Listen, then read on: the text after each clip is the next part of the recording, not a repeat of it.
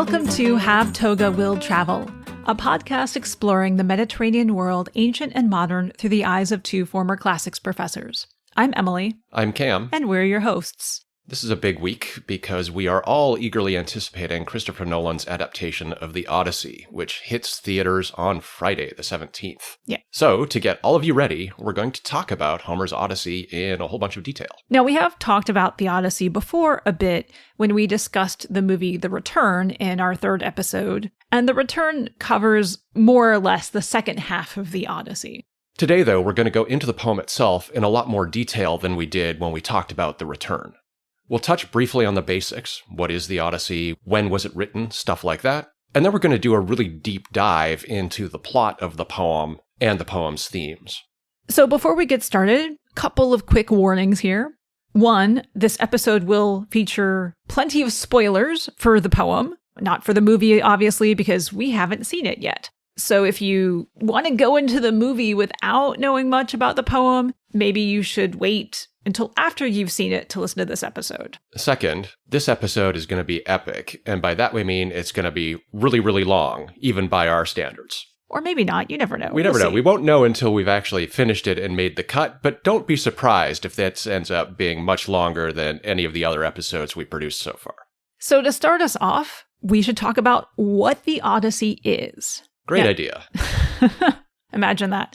So the Odyssey is an epic poem traditionally attributed to Homer that tells the story of the return of Odysseus to his home on Ithaca after the end of the Trojan War. It belongs to a collection of poems set in the Trojan War period, which told the story of the war itself and the voyages home of most of the Greeks who fought at Troy. Loosely speaking, we call this the epic cycle. Most of those other poems are lost. Yes. Really, the Iliad and the Odyssey are the only surviving works left from the period that focused on the Trojan War and its aftermath. Yeah.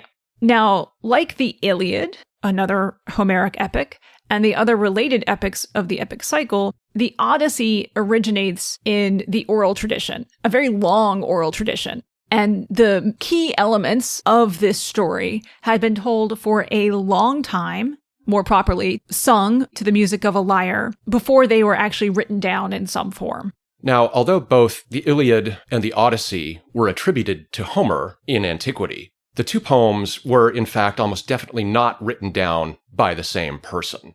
Instead, it seems the Iliad probably predates the Odyssey by a substantial number of years. There are a couple of reasons to think that. One has to do with linguistics. I am not a linguist, so I'm not really going to touch on those arguments. But the other interesting detail is that the Odyssey seems to engage with the story we find in the Iliad and not the other way around. Yeah, we get stories about the Trojan War that are told in the Odyssey. But what's interesting is that the stories that we get in the Odyssey are not stories that are covered in the Iliad. Now, this could mean one of two things, right? It could be a sign that the Odyssey was composed independently and wasn't aware of the Iliad. Or, on the other hand, it's a sign that the Odyssey is functionally filling in the blanks of the Iliad without repeating it. And this gets referred to as Monroe's Law, after the scholar who kind of coined this argument. And basically the argument is, there is an Iliad-shaped hole in your Odyssey. Right. Right. So this actually absence of overlap is a sign that the poems are meant to be read complementary to one another. Now, there's a lot of debate about when precisely both of these poems, the Iliad and the Odyssey, were written down for the first time.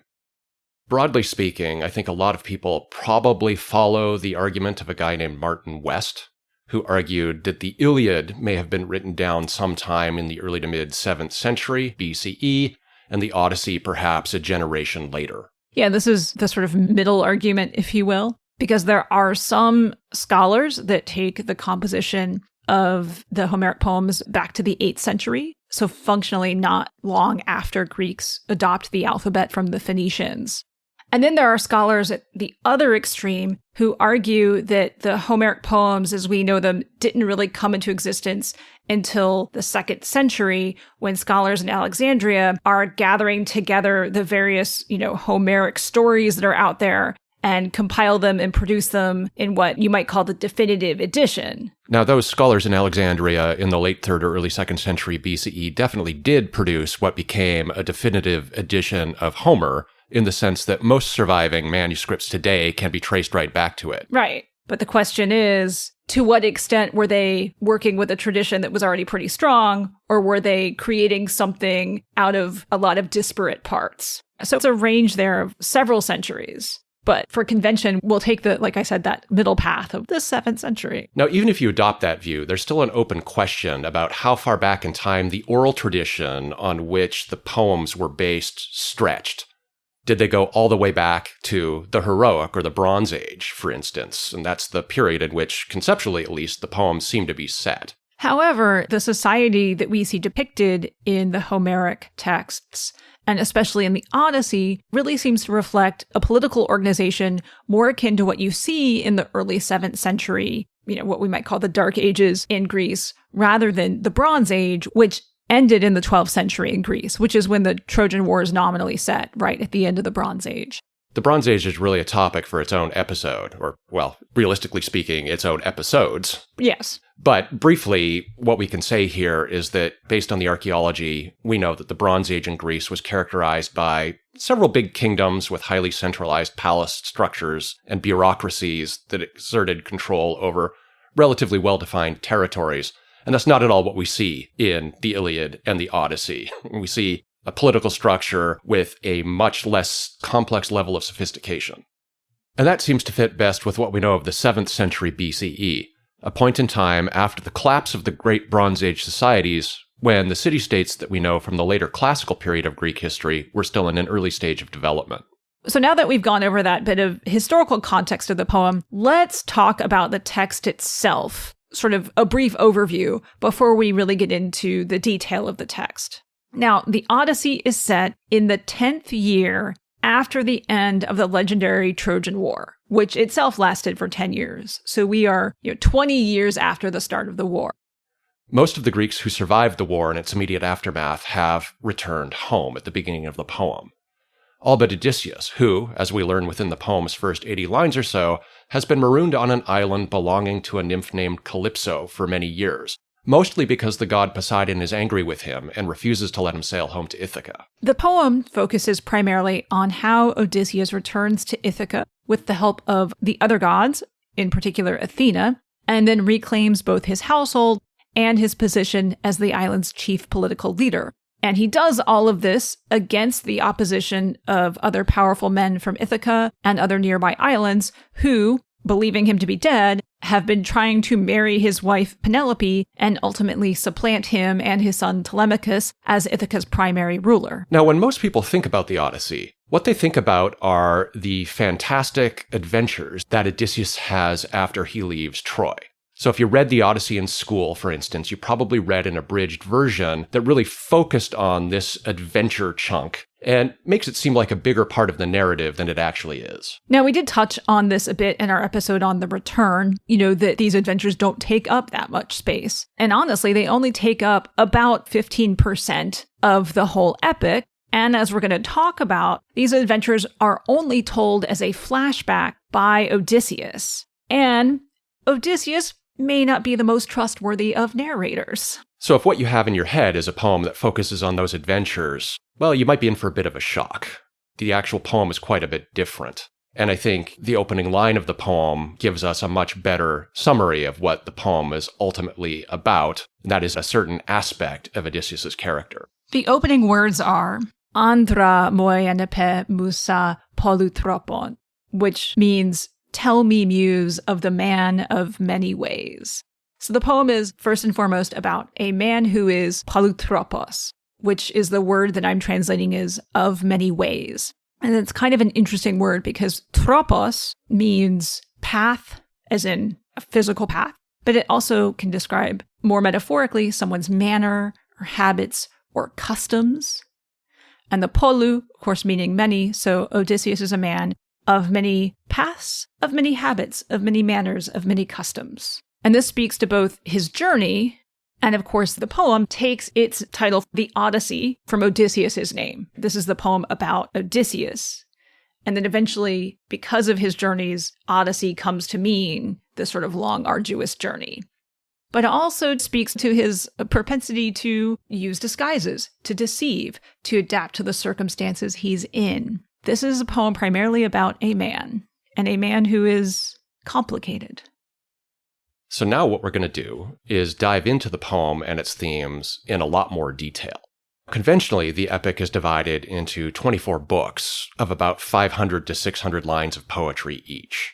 Those books, roughly speaking, are about the length of the long scrolls that the scholars in Alexandria in the 3rd or 2nd century BC would have been using when they were producing their first definitive edition. Now, from a plot perspective, we can divide those 24 books roughly into 3 sections. Books 1 through 4, books 5 through 12, and books 13 through 24. And we're going to discuss each of these sections in turn. We'll give you a little plot summary of each of those sections, and then we'll dive into some of the things that we think are interesting or important in each one of them. Yes. So let's get started. And let's get started by talking about the first of those 3 sections, the first 4 books of the Odyssey, a chunk that's often called the Telemachy, a name that references Odysseus' son Telemachus. This section gives us a snapshot of life on Ithaka at a critical moment when Odysseus has been gone for almost 20 years and his son Telemachus is right on the edge of adulthood. In this section, the action begins with a conference between the gods, where Athena argues successfully that Zeus should let Odysseus finally return home. She asks Zeus to send Hermes with instructions that Calypso should let Odysseus go, while she herself goes down to Ithaka in the form of a traveler from a nearby island who is an old friend of Odysseus named Mentes. When Athena gets there, we quickly see that the whole place is a mess, because Odysseus' great hall has been overwhelmed by the men who hope to marry Penelope, that is, the suitors, who have at this point spent 3 years crashing in Odysseus' house, eating all of his food and drinking all of his wine, and so on, as they try to force Penelope to choose one of them as her new husband. And Athena has come down to Ithaka to rally the spirits of Odysseus' son Telemachus, who at this point is a young man of about 20, who's been watching the suitors sort of abuse his father's wealth and property for years, and who feels powerless to stop them. Her goal here is to help Telemachus grow into a proper Greek hero by making a name for himself.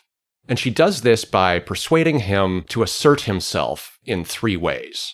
First, by exercising some authority within the household, which up to this point has seemingly mostly been run by Penelope as long as Odysseus has been away.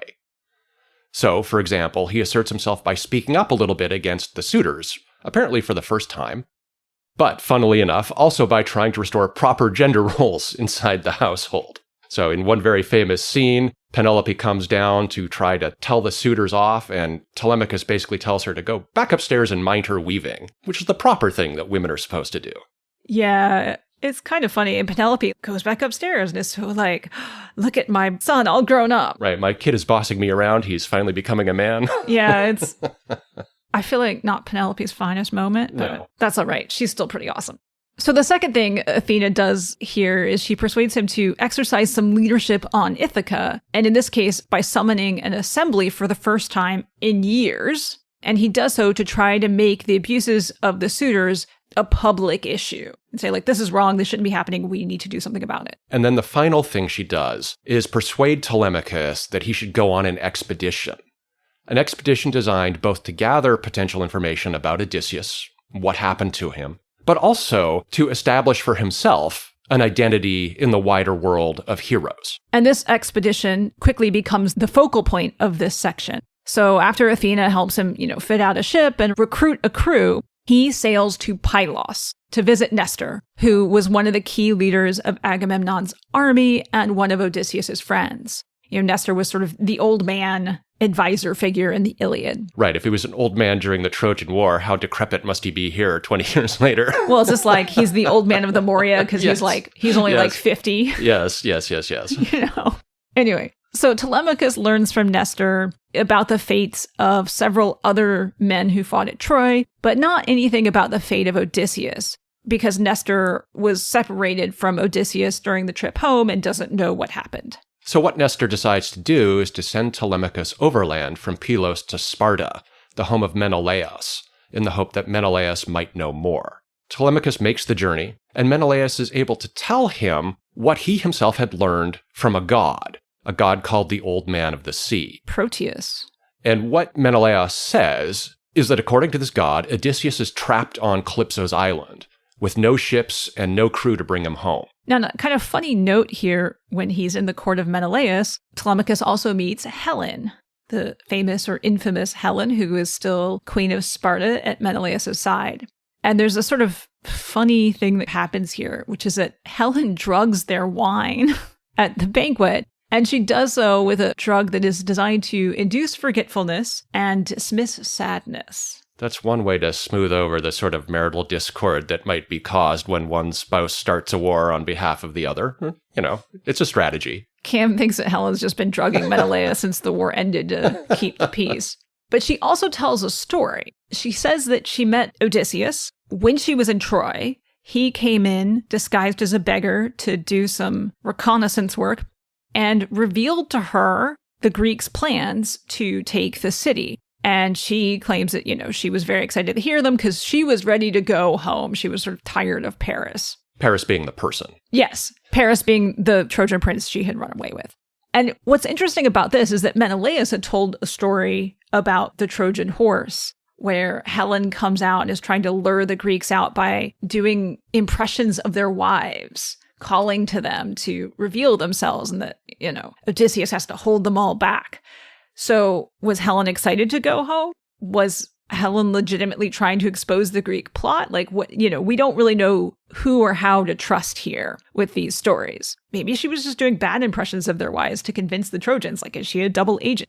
It's very complicated. That story puts the whole Helen drugging everybody into perspective, though, right? Because what I have to imagine here is a drugged up Menelaus sort of saying, hey, dear, remember that time you tried to get us all killed and blow our plan as we were preparing to capture Troy? Wasn't that cool? But anyway, what's also interesting here is that this whole exchange of stories does foreshadow a bunch of stuff about Odysseus and what will come. One is, of course, that Odysseus will, as we shall see shortly, pose as a beggar again when he infiltrates his own home on Ithaka later in this poem. But the other thing this exchange sort of anticipates is a big problem that recurs throughout the poem, and that is, what stories do we trust? How do you know if someone is telling you the truth? So, that little aside, Telemachus, now that he has this knowledge of his father's location, prepares to head back to Ithaka. Now, while he's been gone, when the suitors realize that he's left, they actually are plotting to kill him when he returns. Right, so we're left on that note of uncertainty. Yes, at the end of book 4. Right, so that's a summary of this first section, the Telemachy. And what we're going to do now is talk a little bit about some of the themes that we think are important in this chunk of the narrative. And I'll start by pointing out that one of the big themes that emerges here is the vulnerability both of Telemachus himself and of Odysseus's household. As it emerges in these first 4 books, since Odysseus is not around, there's very little that his wife and his son and the enslaved members of his household can actually do to deal with these suitors who are hanging around, eating everything, drinking everything, and generally carrying on and abusing people. And in part, this is because Telemachus doesn't have any real status or standing of his own, right? He doesn't necessarily inherit his father's power. And this point is made in the scene in which Telemachus tries to assert himself for the first time by arguing with the suitors in his household. Right. There's a statement he makes, something like, there are many men with power on Ithaka, and any one of these men, perhaps including me, might become preeminent now that Odysseus is gone and rule the whole island. Right, because birth only gets you so far in this world. So it's also critical that you establish yourself as someone who is skilled in war and politics to become the leader. And Telemachus is not skilled or experienced in these things, and this is precisely why Athena is trying to sort of push him to make a name for himself by going on this expedition and interacting with powerful allies abroad and making those connections and bringing him into that world. Yeah, it's just worth emphasizing that for Homeric heroes like Telemachus and Odysseus, reputation and status are really important, the way in which peers view you in this world and assess your abilities. Yeah. And your ability to have strong relationships with that, whatever you want to call it, transnational ruling class. Right, yes. So that's one theme that emerges here in the first section of the poem. The second one that's pretty important is a theme about, let's call it hospitality, as a rough translation of a Greek word, xenia. Xenia. This is essentially a relationship between a traveler and a host. And it's a theme that really gets emphasized by the contrast the poem makes between what Odysseus' household looks like in Odysseus' absence and what Telemachus experiences when visiting Nestor in Pylos and Menelaus in Sparta. At the homes of both of those men, Telemachus encounters a well-run household in which he is welcomed as a guest, even though there's tons of other stuff going on. He's given food and drink before even being asked his identity. He's entertained by the conversation with men who regard him as a peer, and then he is sent on his way with gifts. And for his part, he himself is a polite and considerate guest who accepts what is offered and responds with grace to a whole series of customary questions put to him by his hosts after he's been welcomed in and fed. Questions like, who are you? Where are you from? Why are you here? And part of the whole point of this episode is Telemachus learning the etiquette of this transnational elite. Yes, and this is actually going to be an interesting contrast to how we might see his father behave in a future section. Yes. So in contrast to these well-run households, by comparison, Odysseus' household in his absence is a total mess. The suitors have almost literally invaded it. They take what they want regardless of what Penelope and Telemachus think or are even willing to offer, and they refuse to leave. And this, it should go without saying, is the precise opposite of how a good guest is supposed to behave. And in the world of the poem, that's actually a huge deal. It's not just that the suitors are clearly disrespecting Odysseus and other members of his household by carrying on the way they are. They're also actually disrespecting the gods. Because in the world of the poems, the relationship between guests and host is actually something that Zeus takes very seriously in his aspect as the guardian of strangers. Yes. So that's our rough overview of the first section. So now we're going to move on to the second section. The second section runs from book 5 through book 12, or really, maybe the first couple hundred lines or so of book 13, depending on how you want to break it.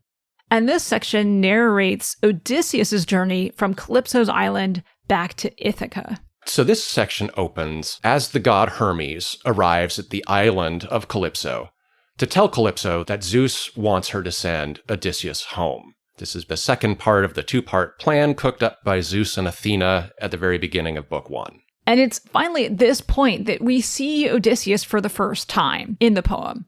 And when we meet him, he is sitting on the beach of Calypso's island. He is weeping and wasting away from homesickness. Calypso grudgingly agrees to obey Zeus's orders. Not that she really has any choice. No, she doesn't, but she complains about it. Oh, she does. She definitely complains about it. She has a great little speech in which she sort of complains about a sexual double standard here, right? Oh, it's okay for the male gods to take mortal lovers, but the minute she tries to do something like this, nobody's happy. He has been there for 8 years. Yes, 7 years at this point, yeah. 7 years, yeah, okay. So she grudgingly agrees to obey Zeus's orders. And she gives Odysseus an axe, points out where all the nice trees on the island grow, and says, hey, go build yourself a raft, and I'll outfit it, give you food, drink, all that stuff, and you can sail your way home. So Odysseus builds his raft, and he sets out to sea on his raft, and he sails for 17 days. But he is unfortunately spotted by Poseidon, who of course has not been told by Zeus that Odysseus should be allowed to go home. And Poseidon, when he realizes what's happening, is enraged and summons a storm that wrecks Odysseus' raft and nearly drowns Odysseus himself. But thankfully for Odysseus, Athena and another goddess work against Poseidon to save Odysseus. And instead of drowning, he finds himself spit up on another island, which we learn in a bit is an island inhabited by people called the Phaeacians. So just as a note, Cam pronounced it Phaeacians, which is closer to how it would have been said in Greek. I tend to say Phaeacian, which is an anglicized pronunciation of it. So Phaeacian, same people, different language pronunciations. Yeah, I'll try to go with Phaeacian too, but I'm not going to promise that I'll be consistent about that. Anyhow, here on this island, Odysseus first encounters a young woman named Nausicaa and her companions. Nausicaa happens to be the daughter of the most powerful Phaeacian lord, and she has been inspired by Athena that morning to go with her friends down to the beach for a day of doing laundry and picnicking and playing catch. So this leads to a moment of comedy as a naked, bedraggled, and probably pretty haggard-looking Odysseus staggers out of the bushes, literally holding a branch. And nothing else. Over the important bits, and asks all of these aristocratic teenage girls for help. Which, of course, prompts most of them to run away Scream in and fear. Run away, yes. Yeah. But more importantly, this actually does lead to Odysseus getting some help. Nausicaa does not run away from him, and eventually she decides that he is worth helping. She and her friends help get him cleaned up a bit.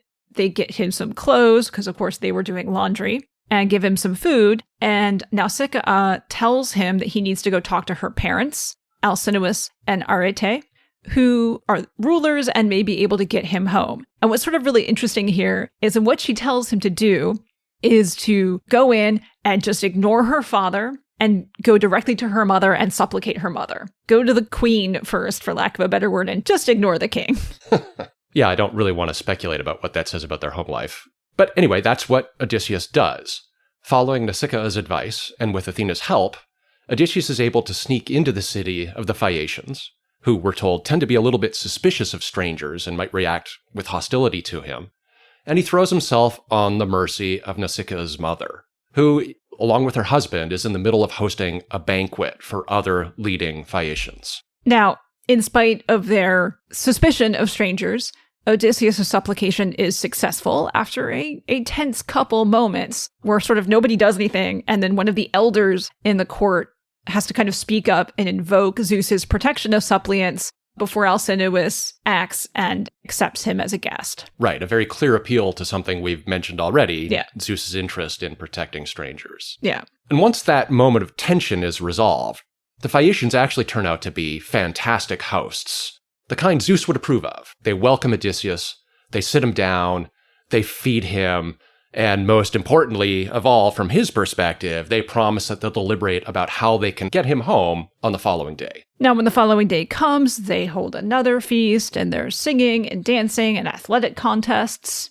Odysseus gets sort of goaded into participating in these contests, and he handily beats all the other competitors in the discus throw. And in fact, he impresses everybody enough with his behavior that day that they're happy to offer him valuable gifts as they continue to prepare to send him home. Now, Odysseus' behavior in all of this is actually pretty interesting, because it's clear that he's up to something, even as he's acting like a good guest. Yeah, the first sign that he might be up to something is his response to the inevitable questions that come his way after he's been given his first meal at the Phaeacian court. Questions like, who are you? Where are you from? How did you get here? That kind of stuff. Why are you here? Why are you here? Yeah. And Odysseus answers these questions, but he does so very, very selectively. So, conveniently, he forgets to tell them his name. Forgets. Yeah. In scare quotes. Yeah. And then he goes on to give a very, very detailed account of a very, very small slice of what has happened to him over the past few years.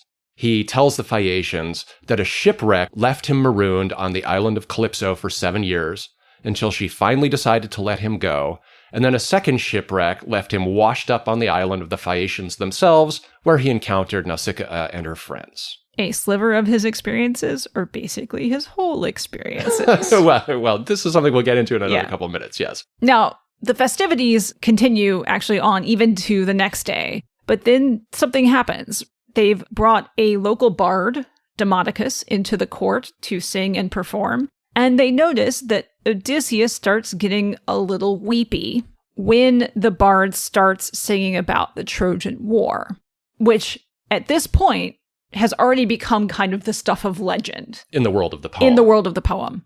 And in fact, at one point, Odysseus himself requests a very specific song from Demodocus. Odysseus wants Demodocus to sing about how he himself, Odysseus, came up with the scheme to capture Troy by having the wooden horse built, the famous Trojan horse, and then how he fought a duel with Deiphobus in order to rescue Helen after the Greeks had broken into the city. And while he's listening to this song, Odysseus completely falls apart and just breaks down. And this is what gets the Phaeacians to finally say, all right, who are you exactly? Because they don't know yet. The dude's been in their court for 2 days and they don't know who he is. So who are you and why is this stuff making you cry so much? And this gives Odysseus presumably exactly what he was looking for, right? A prime opening to make the big reveal. And he proudly announces his name to everybody in the hall. He is none other than Odysseus, son of the great Laertes in the line of Zeus. But Odysseus doesn't stop with his name. Instead, at this point, he launches into account of everything that has happened to him since the fall of Troy. And it's a lengthy account that takes up almost 4 books of the poem's 24 books total, And this is the part that features most of the stories that people today associate with the Odyssey. It's a long list. We're going to go through it. We'll probably be pretty brief when it comes to most of these events, but as you'll see, there are a few episodes here that are really worth talking about in some detail. Yeah. So Odysseus' story starts with his description of his raid on the city of the Cacones, which, after leaving Troy, he attacked and pillaged, killed all the men, and enslaved all of the women. From there, they go to the Island of the Lotus Eaters, a people who, while intending no harm, feed his men the lotus, and this makes them lose their desire to go home. Not something you want if you're trying to get your ships back home. No. Following the Island of the Lotus Eaters, Odysseus and his men visit the Island of the Cyclopes. This is one of the most famous stories in the whole of the Odyssey. Basically, Odysseus and his men wander into the cave of one of the Cyclopses, a guy named Polyphemus, and get trapped there by the Cyclops, who, it turns out, is intending to eat all of them. Although, luckily for them, he only manages to snack on a few of them before the episode ends. Bashes their brains out on rocks like puppies. Yes, yum yum. Odysseus and his men will escape from this sticky situation by getting the Cyclops drunk, by blinding him while he's asleep, driving an enormous stake into his one eye, and by then hugging on to the bellies of the sheep that the Cyclops keeps in his cave. So when the Cyclops opens the door the next day to let the sheep out and very carefully feels what's moving around him to make sure none of Odysseus and his men are slipping out, Odysseus and his men are in fact ensconced safely underneath the animals and sort of ride out underneath them. Now, there are a couple famous moments in this scene. One in particular, when Polyphemus initially asks Odysseus to identify himself, right? The "who are you" question. Odysseus responds with the word outis in Greek, which means no one. So when Polyphemus is blinded and is shouting for help from the other Cyclopes, he says, "No one is hurting me." And the other Cyclopses are like, "Oh, well, then I guess there's not much we can do here, right?" Yeah, no one's hurting you. Now, when Odysseus and his men have managed to escape and they're on the ship and they're leaving, and Polyphemus is trying to, throw boulders at them to sink the boats, etc. Which, is a bit of a challenge when you've just been blinded. Yeah. Odysseus can't help but reveal his true identity. He tells Polyphemus that he is Odysseus, the sacker of cities and the son of Laertes. And now Polyphemus knows which name to put in the prayer. Right. Because Polyphemus's father is Poseidon. And so he prays to Poseidon to keep this guy Odysseus from ever returning home. Or that if he is fated to go home, then may he come home late with no companions in someone else's ship and find trouble at home. And this is, of course, what stirs Poseidon against Odysseus and makes him an antagonist to Odysseus in the poem. Yeah, it's an important moment, right? Because it's at this moment that Odysseus sort of succumbs to that love of the Homeric hero, to glory and reputation.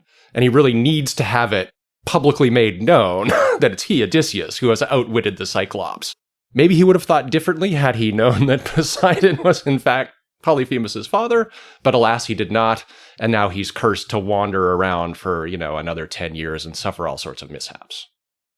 Anyway, after leaving the island of the Cyclopes, Odysseus and his men then encounter Aeolus, the master of the winds. After hosting him in his palace, Aeolus gives Odysseus a gift, a bag in which Aeolus has trapped all of the winds except for Zephyr, the west wind. Yes. And the idea here is that with all of the other winds trapped, Zephyr will be able to carry Odysseus and his men home. Odysseus and his men actually get literally within sight of Ithaka when Odysseus' men, thinking that the bag is actually full of some kind of loot that Odysseus is hiding from them, get too curious and open it, releasing all of the winds.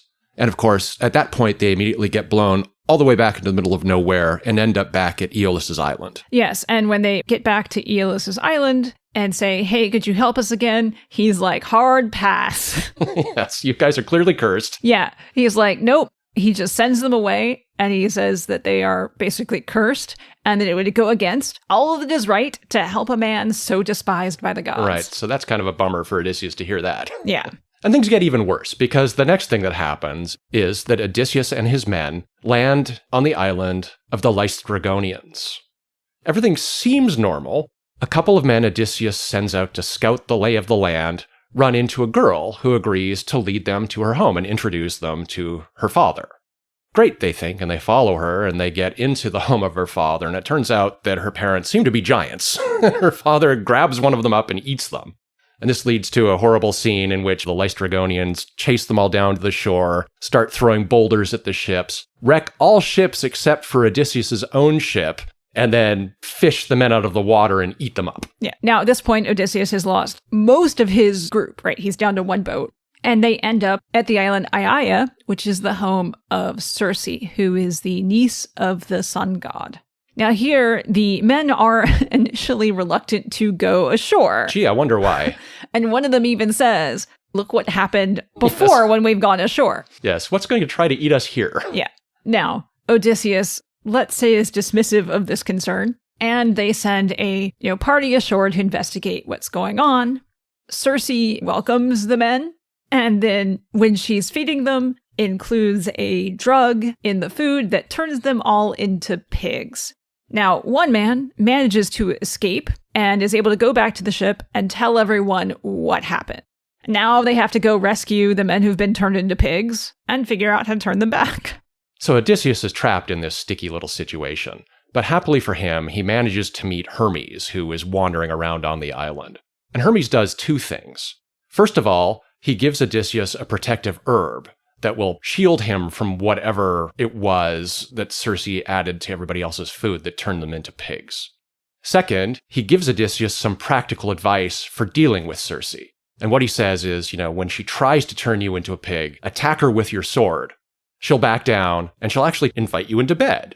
You can't turn her down, because this is how you're going to end up getting your comrades turned back into people.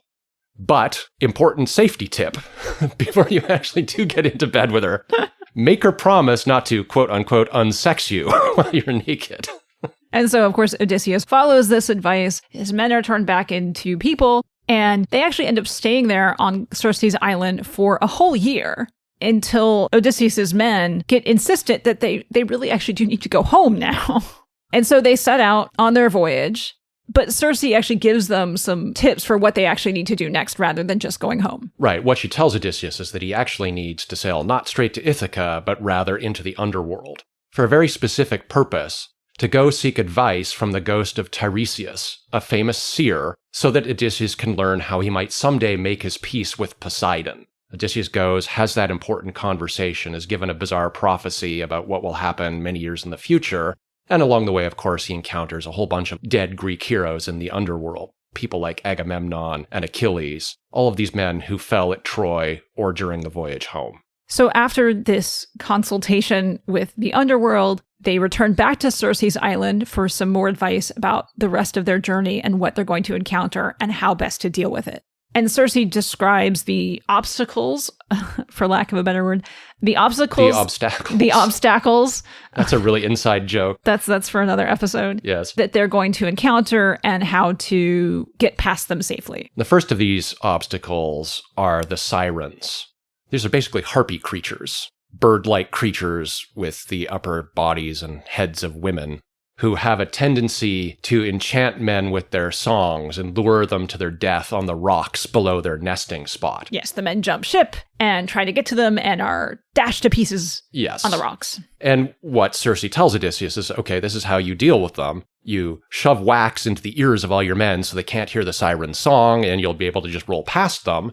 But knowing you'll probably want to hear it. So make sure you have your guys tie you up really, really tightly to the mast, and tell them very specifically that when you start begging to be released, they should just tighten those ropes even more. After the sirens, they're going to encounter two monsters who sit on either side of a strait called Scylla and Charybdis. Now, Charybdis is basically a whirlpool that will suck your ship into it.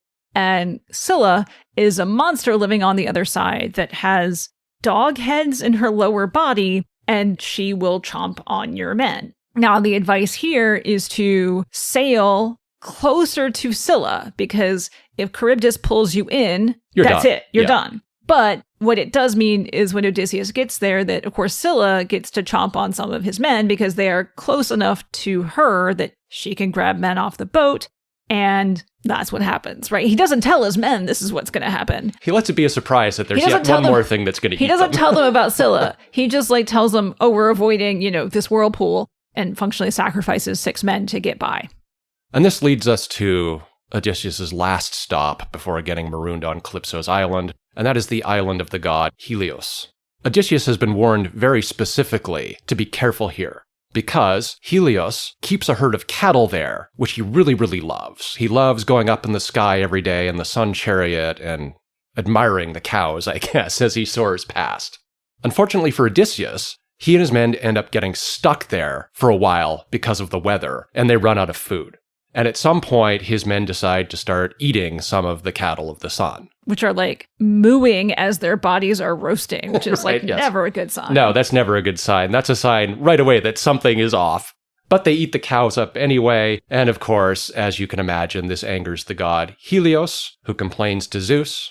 And the upshot is that once Odysseus sets sail, Zeus promptly whacks his ship with a lightning bolt that completely obliterates it and kills everybody but Odysseus himself. Now, Odysseus manages to survive by clinging to wreckage from the boat. However, they are close to Charybdis. And since we're now just dealing with wreckage, right, you can't avoid being swept into the whirlpool. And so all of the boat debris is sucked into Charybdis. Odysseus manages to survive, however, by holding on to like a fig tree that's nearby. He gets a hold of it, he holds on, and he basically waits until Charybdis spits the timbers back out. So imagine this, like everything gets sucked down for a bit, and then it all gets spit back out. And then he manages to grab a hold of some of the ship's timbers and drifts until he lands at Calypso's island. And that's it. That's the end of his story, the story that he tells to the Phaeacians. And when he does reach the end of this very long story, which again takes up 4 whole books of the poem, the Phaeacians are completely blown away, both by what they've heard, the nature of Odysseus' experiences, but also by the skill with which Odysseus tells the story. Yeah, and as a result, they give him even more gifts than they already had, and they place him on a magical ship, which whisks him away to Ithaka, where the Phaeacians who were sailing the ship deposit him on the shore while he sleeps, along with all of his gifts. And Odysseus has finally gotten home to Ithaka. With no men. With no men. But with lots of loot. Yes. An acceptable trade-off, who can say? All right, so let's talk for a little bit about some of the themes that are in play in this second section of the poem. And to begin with, it's worth pointing out that this whole second section further elaborates on the hospitality theme that we touched on in our discussion of the first section. Here, the Phaeacians in particular are clearly great hosts who take really great care of Odysseus, shower him with gifts and loot, and send him on his way. But the section also offers some bad examples of hospitality, and this mostly comes in Odysseus' stories. Now, one really obvious one, right, is the Cyclops. It's not good to eat your guests. You're supposed to feed them, not feed on them. The Cyclops is also kind of interesting because he seems to intentionally mock the custom of giving gifts to your guest by offering a very special gift to Odysseus. And that gift is that he'll eat Odysseus last after he's eaten up all of his friends first. Yeah, and Odysseus links all of this in his narrative explicitly with the idea that, the Cyclopses don't have cities or laws. They're literally uncivilized by some measure of that word. And in doing so, he identifies proper hospitality as a basic element of civilization, so to speak. Right, and this obviously casts kind of a strong light on what the suitors are doing back in Ithaka. Yeah. They're acting, in some sense, uncivilized.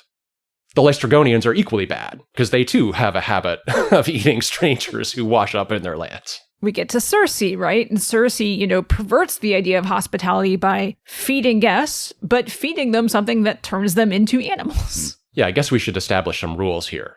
Don't eat your guests. Don't turn your guests into animals. I mean, don't abuse your guest, Yeah. broadly speaking, yeah. But interestingly enough, Odysseus himself and his men are not completely blameless when we think about how hospitality is being discussed in this second section. So just by way of example, the very first adventure Odysseus describes to the Phaeacians is his decision to sack the city of the Cacones, to plunder their town, to kill all the men, to take all the women into slavery. Here, Odysseus and his men are really blurring the line clearly between stranger and pirate. And that raises a problem. How do you know if a stranger is going to be hostile or not? Yeah. And when we get to the island of the Cyclops, Odysseus's men initially just want to ransack his cave and steal all the stuff and run off with it, rather than waiting around for Polyphemus to show up. And Odysseus is totally okay with them treating Polyphemus's home as their own and eating all of his food without asking or being invited. But he also wants to stick around and sort of invoke this guest-host relationship to try to get even more from Polyphemus. So he's being very manipulative of it there, right? He's perfectly happy to act as a bad guest and then try to convince Polyphemus to be a good host. Yeah, you kind of feel for Polyphemus a little bit when Polyphemus saunters in and says, oh, hey guys, clearly you're pirates. Yes. Roaming around causing no good to everybody. Yeah. Yes, that's exactly what they are at this moment in the narrative. Yeah. So that's one of the themes that gets developed in this long second section. But what this section also does as a whole is it really emphasizes Odysseus and certain aspects of his character. So first, and sort of on a basic level, it picks up on something that's been mentioned about Odysseus at the very beginning of the poem. That is, Odysseus is someone who has suffered a lot. Yeah, he is the last of the veterans of the Trojan War who's still alive, who has not made it home. He's been stuck on this island for years, pining away for his home. And most importantly, all of the friends and supporters who set out with him from Ithaka and the surrounding islands to fight the Trojan War in the first place, the crews of 12 ships, so that's maybe 600 people or so, all of these guys are dead. Odysseus is now alone and he's lost all of his friends. Yeah, and this idea that Odysseus is someone who suffers was prevalent in antiquity because you get this kind of folk etymology that connects Odysseus's name for a verb odyssomai, which means to mourn or lament. And so people really saw this as sort of fundamental to who he was, right? This idea of Odysseus suffering. Now, another characteristic that comes out in this section that is perhaps even more core to Odysseus's character than the idea that he suffers is the idea that Odysseus is someone who is full of metis, M-E-T-I-S, which means something like cleverness, wiliness, something like that. And this can mean, among other things, he is someone who has the ability to come up with clever or even tricksy plans or strategies. Right, and that gets really emphasized in some of the stories that are told about Odysseus during this chunk of the poem, whether stories told by Demodocus or stories told by Odysseus himself. So Demodocus tells the story about the Trojan horse, which was an idea conceived by Odysseus. And then Odysseus himself tells us how he tricked Polyphemus. At the same time, metis can also be taken to mean someone who is really good at what we might call scheming or even outright deception. Right, and this proves to be an even more elemental aspect of Odysseus' character later in the poem. But here, in this section, the poem actually leans into that idea of metis as deception and scheming by playing with the idea that Odysseus is a masterful, but at the same time, totally unreliable narrator. And it does this by giving him this incredibly detailed and compelling story about his adventures, all the while signaling in various ways that maybe we shouldn't trust him. Yeah, the first signal that this is the case is simply the way that Odysseus sets up the whole conversation.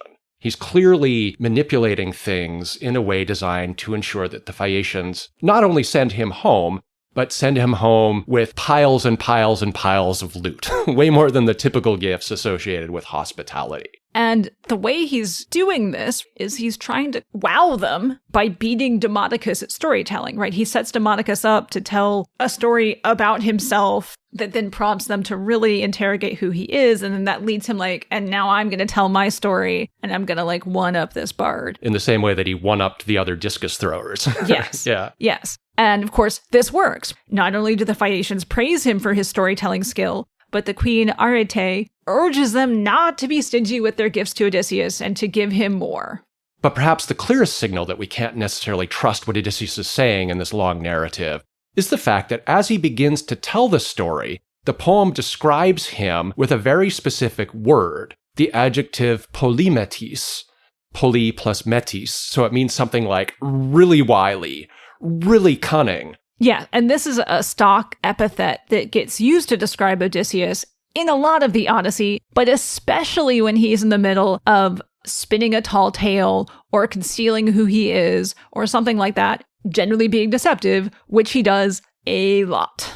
Yeah, and the poem uses that word right at the beginning of Odysseus' story. And what the poem says is, in response to Alcinous, wily Odysseus said this. Yeah. And that should really prime the reader, I think, to expect a story which is not necessarily true. Yes. And the poem is going to do this again at a sort of funny moment when Alcinous speaks up after Odysseus has told the story about his conversation with Tiresias in the underworld. So we have some back and forth between Phaeacians and Odysseus amidst the larger narrative that Odysseus is telling. Alcinous breaks in and says something like, "We'd never expect you for the sort of person who would make up a bunch of lies. You speak way too well, for one thing. You tell this story like a really great bard. Go ahead, tell us more about your weird adventures in the underworld." And of course, Odysseus is only too happy to do so. And once again, the poem kicks his narrative off by saying, "Wily Odysseus replied," and has him carry on with his story, starting with even more incredible details about his trip to the underworld. And then finally, right at the end of this episode, immediately after the Phaeacians drop Odysseus off on Ithaka, the first person Odysseus encounters there is actually Athena, who, like Odysseus himself, has a penchant for disguise, and who appears to Odysseus in the form of a young shepherd. Odysseus, immediately hatching a new scheme, starts to spin a story to this person he thinks is a shepherd about how he is in fact in exile from Crete, and starts giving a complicated and totally fictional narration of what has brought him to Ithaca. Now, it's Athena, right? So she knows that it's not true, and she basically laughs at him and reveals herself as a god, and then, kind of pats Odysseus on the head and, says something kind of like, "You really just can't help yourself, can you? Like, you love telling these deceptive stories and being sneaky, even to a god who's going to see right through them." Yes. But she likes Odysseus, so this isn't a problem. She just finds it She finds it adorable. Yeah. But all of this really does make it seem like we're supposed to see Odysseus' story here, the story about all his crazy adventures, not really as the truth, but rather as a cleverly told collection of maybe half-truths and outright fictions, which, among other things, absolve him of most, not all, but most of the blame for the fact that he's come home after 20 years and all of his other friends and supporters are dead. Yeah.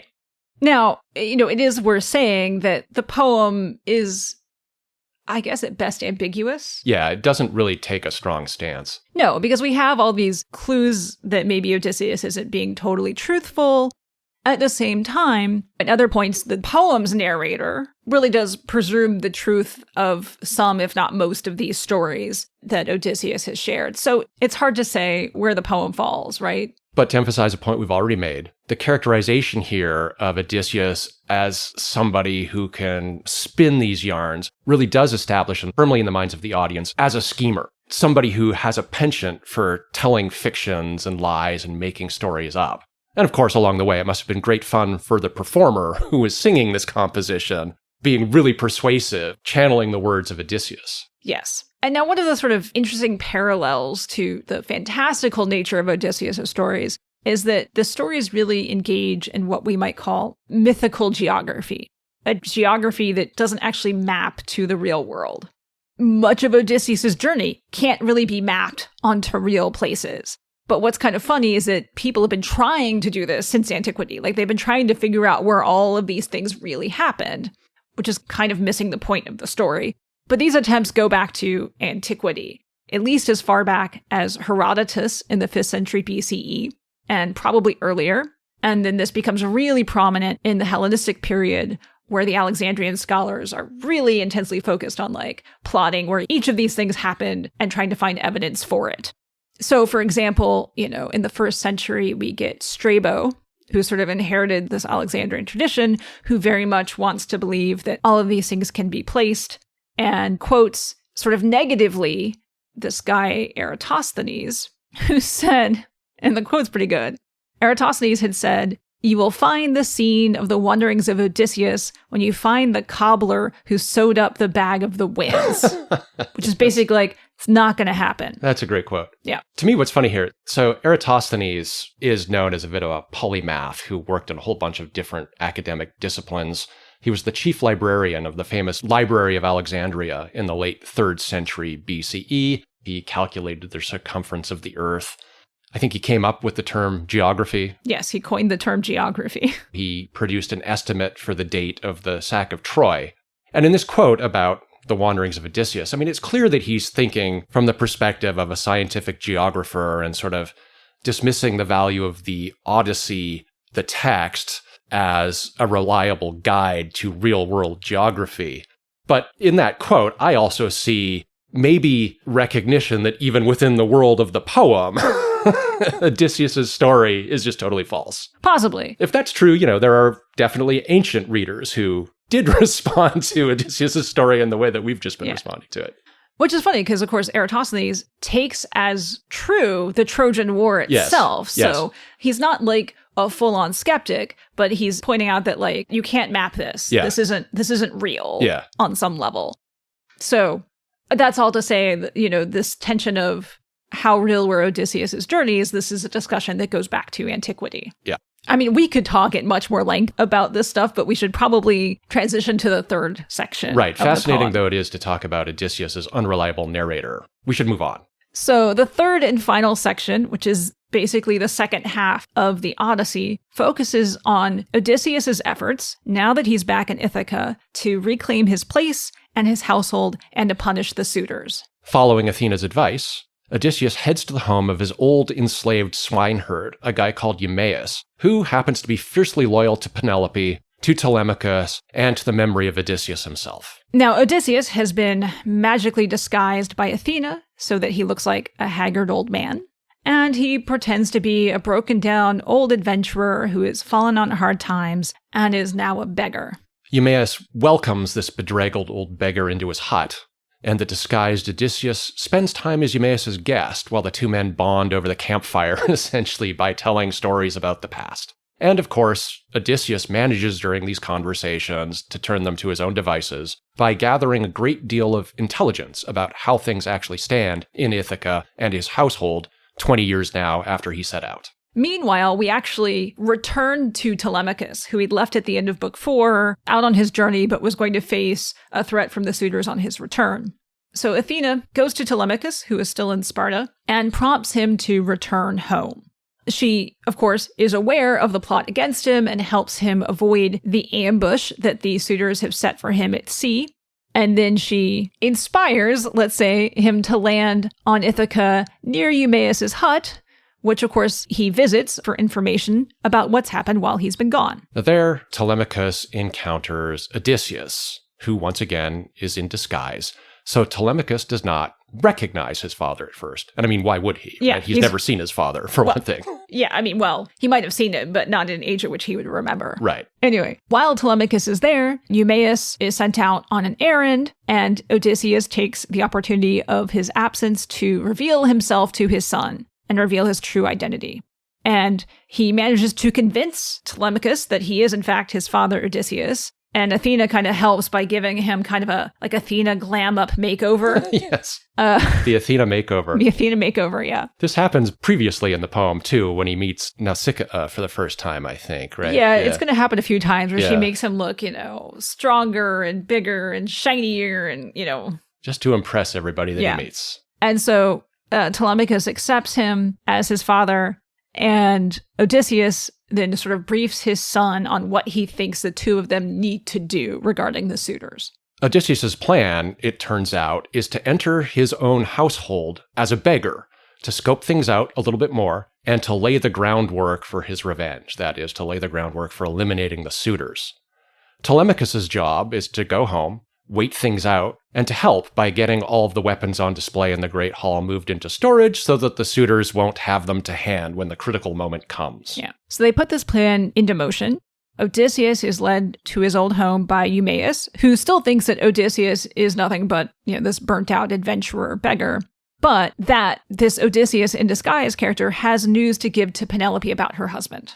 So, once he's brought into his old home, Odysseus spends some time moving around amongst the suitors, disguised as this beggar, under the pretense that he's there essentially to do what beggars do, right? To ask for food, to ask for handouts, that sort of thing.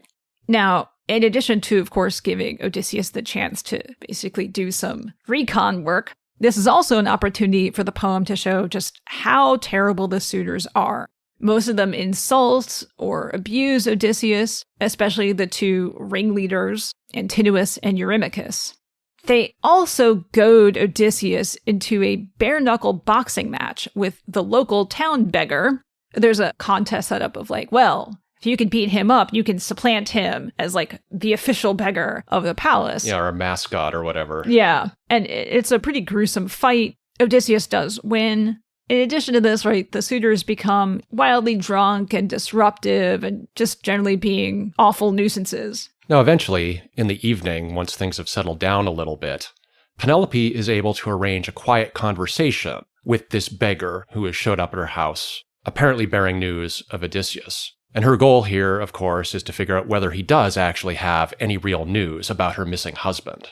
Now, Odysseus, of course, does not disappoint. He spins out a sort of complicated and deceptive cover story about who he is and how he came to Ithaca.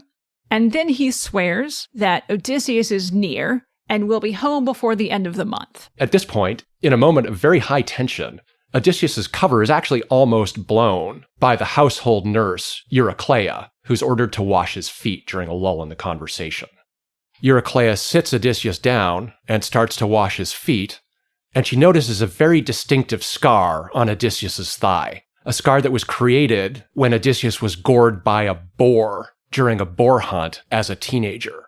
And once she sees that scar, she knows instantly who Odysseus is. Now, she is not the first being, let's say, to recognize Odysseus, because as he initially approached the palace with Eumaeus, his old hunting dog Argus, who is old, he's been mistreated by the suitors, he's basically lying on a dung heap, recognizes Odysseus as soon as he comes back. Like, he lifts his head, he smiles, he wags his tail, and then he dies. Yeah, it's a pretty heartbreaking little scene. Yeah, the scene gets me every time.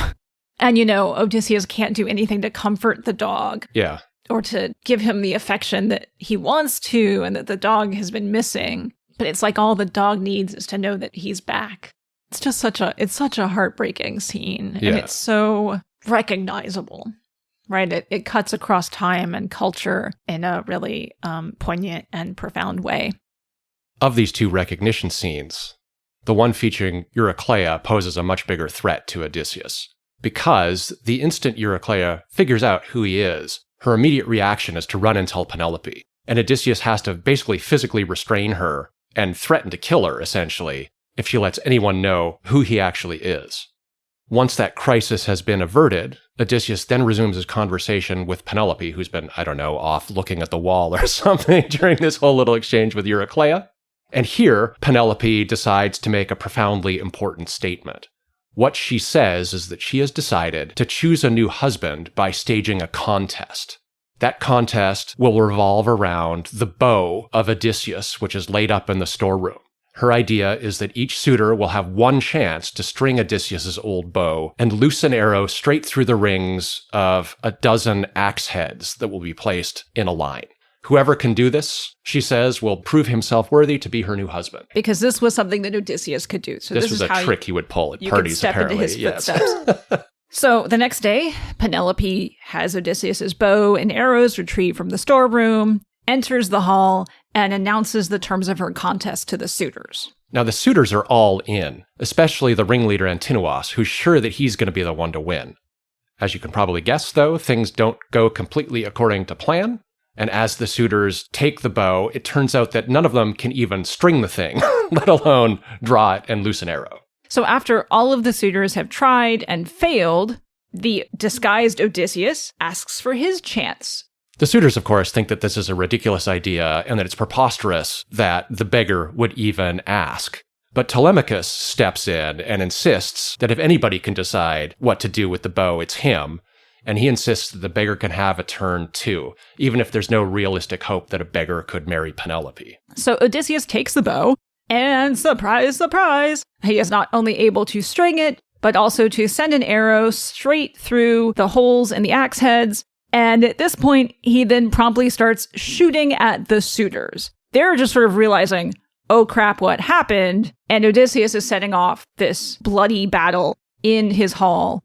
Now, while the suitors had been trying to string the bow, Odysseus had sort of subtly revealed himself and his true identity to Eumaeus and to the loyal cowherd Phaeacians. So when this battle erupts, Odysseus, Telemachus, Eumaeus, and Phaeacians attack the suitors and kill all of them, along with the enslaved members of the household who had cooperated with the suitors over the past few years. It's a pretty gruesome, bloody scene. Yeah, Homer does not hold back. No, it's not romanticized at all. No. At the end of that scene, though, Penelope and Odysseus are finally reunited. But Penelope gives Odysseus a test. She refuses to acknowledge his identity at first. After he gets frustrated trying to convince her that he really is Odysseus, he sort of gives up for the moment and says, "I'd really like to sleep now." And Penelope says, "Okay, fine. We'll have Odysseus' old bed brought out for you." And Odysseus loses it at this point, because he knows that his bed is actually built into the structure of the house, around a tree that grows through the bedroom. And he's like, "What has happened to my bed?" Significantly, nobody else knows about the bed other than Odysseus and Penelope. So this becomes Penelope's way of getting the evidence that this is in fact Odysseus. Now, the next day, after the slaughter and their reunion, Odysseus goes to visit his father, who has more or less become a recluse on the island. And this is kind of a weird scene because he gets there and he initially lies about who he is to his father before he then eventually reveals who he is. He really just can't help himself. He really can't. And then finally, this section, and in fact the poem, concludes with one more battle.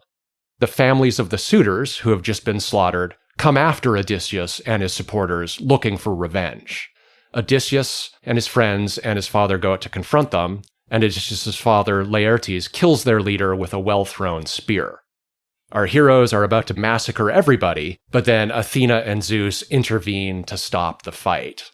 And the expectation here that Zeus is somehow going to magic away the suitors' memories of the deaths of their family members so that there can be peace in Ithaca. And there ends the poem. There ends the poem. It's not the ending you would expect. No. There's a bit of a deus ex machina there at the end. A huge problem that is dodged by the intervention of Zeus. Yes. Now, to talk about the themes of this section, one of the big questions that comes out is how much revenge is acceptable? And when we were talking about this, we initially thought about phrasing this as a question of the line between justice and revenge. But, the poem doesn't seem as concerned about the question of justice and what is justice. And it seems to be more kind of posing the question of, is Odysseus' revenge proportional? Yeah, and the poem's answer to that question is a little mixed. So first of all, it's important to acknowledge here that the poem doesn't seem to worry at all with one aspect of Odysseus' revenge that tends to really bother modern readers. And that's the execution by torture of the enslaved members of Odysseus' household who had cooperated in some way with the suitors. These include the goatherd Melanthius and 12 enslaved women of the household, only one of whom is actually given a name in the poem, and that's Melantho, the sister of Melanthius. And both Melanthius and Melantho are characterized in the poem as disloyal to Odysseus and his family, and just generally mean people. Among other things, both verbally abuse Odysseus at various points when he's in disguise as a beggar. Even though they're depicted as bad characters, their deaths still seem really cruel to modern readers. Unfortunately, the punishment they receive here is not at all out of line with how slaveholders in antiquity actually would have behaved towards people in their power who refused to submit to their authority. Slavery was fundamentally a relationship of power, and slaveholders got really, really, really upset with slaves who refused to acknowledge that they were on the bottom of that dynamic. So I'm not entirely sure, actually, that an ancient audience would have had any problem whatsoever with the way the poem depicts Odysseus and his supporters punishing these members of the household. Yeah. I mean, it was sort of interesting here is that Margaret Atwood picks up on particularly the death of the 12 women for her take on the Odyssey in her book, The Penelopiad. And there's a lot that we could unpack there, and we don't have time to right now. Well, we did warn them that this is going to be epically long. Yeah, but these women who have been having relationships with the suitors are forced to clean up the hall after the battle. So they're forced to clean up all the blood, and then they're hanged by Telemachus. Hanged by Telemachus outside. And it's pretty gruesome. And there's a lot of weird assumptions, like they've betrayed Odysseus because they were sleeping with the suitors. They're also enslaved women. There's no idea of whether those relationships were consensual or not. Did they have any choice in the matter? That's not even an issue in the poem. And, Margaret Atwood's take is that they're actually Penelope's spies. Yeah, that's a great story. Penelope's spies, but Eurycleia hates Penelope. And so makes sure that these women are killed to get back at Penelope before Penelope can tell Odysseus that this was actually her spy network. We should talk about the Atwood book at some point. Some point, yeah. Yeah. But that's the take that's offered there. Not a take in the poem at all. No. Now, the second element of the poem's reaction to this revenge question becomes a little more uncertain when it comes to the deaths of the suitors themselves. Now, for one thing, after Odysseus kills Antinous, who is the first person he kills right at the start of the massacre, the other ringleader, Eurycleia, tries to negotiate with Odysseus by promising that he and the other suitors will pay restitution for everything they've consumed and sort of try to make things right that way. And Odysseus rejects this and says that at this point, there's nothing they can do other than die. Yeah, it's a strong moment. Even though the poem has sort of prepared us for that by dropping all sorts of hints that all of the suitors are going to get killed, and Athena has said repeatedly, hey, I'm going to help you kill them all. It's still a pretty hard moment when Odysseus rejects any possibility of a non-violent solution here. Yeah. And the next thing that happens that's kind of troubling or throws into relief this question of revenge is the fact that Odysseus kills a suitor named Leodes, who not only actually begs for mercy, but who is also described in the poem as the only one of the suitors who, quote, hated the way the others behaved. And in fact, Leodes makes exactly that point to Odysseus as he's begging for his life. I'm not like those other guys. Please spare me. But Odysseus doesn't care and just kills him anyway, as Leodes is in the act of begging for his life. And of course, that act of begging for his life is invoking Zeus and divine protection of suppliants, which Odysseus himself has benefited from in this story. Yeah. And then finally, we have the reaction of the families of the suitors after the massacre. They don't feel like what's happened is proportional.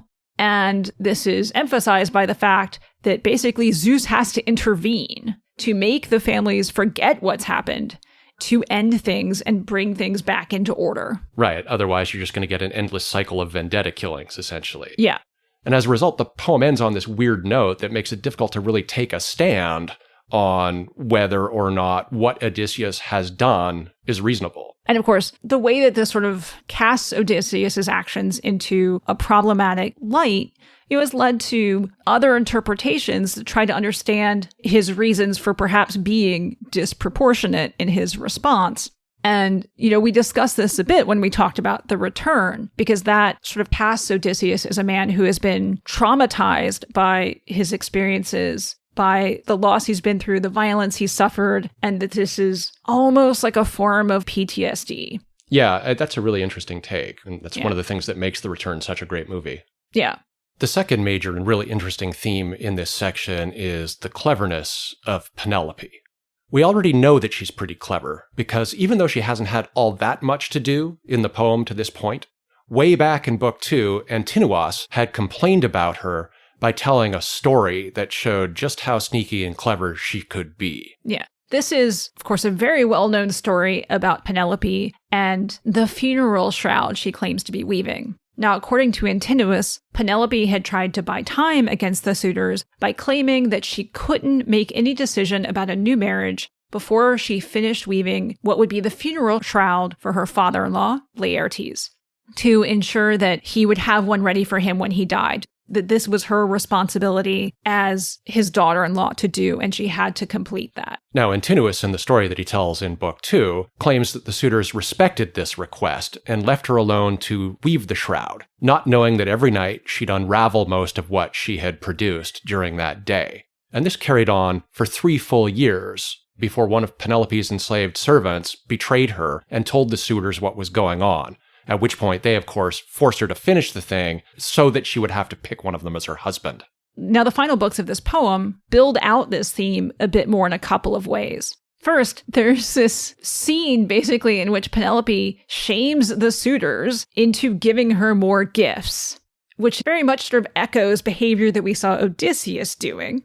She gets an Athena glam-up makeover in her sleep, and she comes down in the morning, and the suitors are all, wowed by her beauty.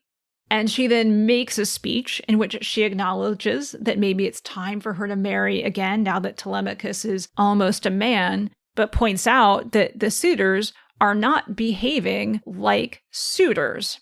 Suitors are supposed to woo women by giving them gifts and by entertaining and feasting the women's friends and all of this stuff, and not by doing what they're doing, which is eating someone else's property. And so, in an effort to impress her, the suitors then compete to give her gifts. And this is going on all while Odysseus, in disguise as a beggar, is in the hall kind of watching all this happens and is like very proud of Penelope. Yes, that's my wife, everybody. He wants to say but can't. The second thing that happens in this section of the poem, though, is that the poem arguably implies that Penelope is sharp enough to recognize Odysseus when she speaks to him in the palace, and in a sense ends up beating him at his own game of being sneaky and clever. So one of the things here is this conversation between Penelope and Odysseus in disguise as a beggar. And this conversation feels very personal. It feels intimate in a way that one would not necessarily expect a queen to engage with a beggar who's coming with news of her husband. It's not that, okay, tell me what you know, thank you for the information, go on your way. It reads as a private moment, not a public moment. And there's something about that that just makes you wonder, why would Penelope, if she legitimately thinks this is a beggar, have this kind of quiet personal moment with a stranger? The key moment, though, is when Penelope has declared that she's going to have one of her attendants wash Odysseus's feet. Which happens after the conversation. Which happens after this long, intimate conversation, yes. She turns to speak to Eurycleia, the nurse, and she says, "Wise Eurycleia, stand up, come here, and wash your master's ... And given the way the conversation has unfolded, everybody is surely expecting feet to be the word that completes that sentence, in which case the line really implies that Penelope knows exactly who this is.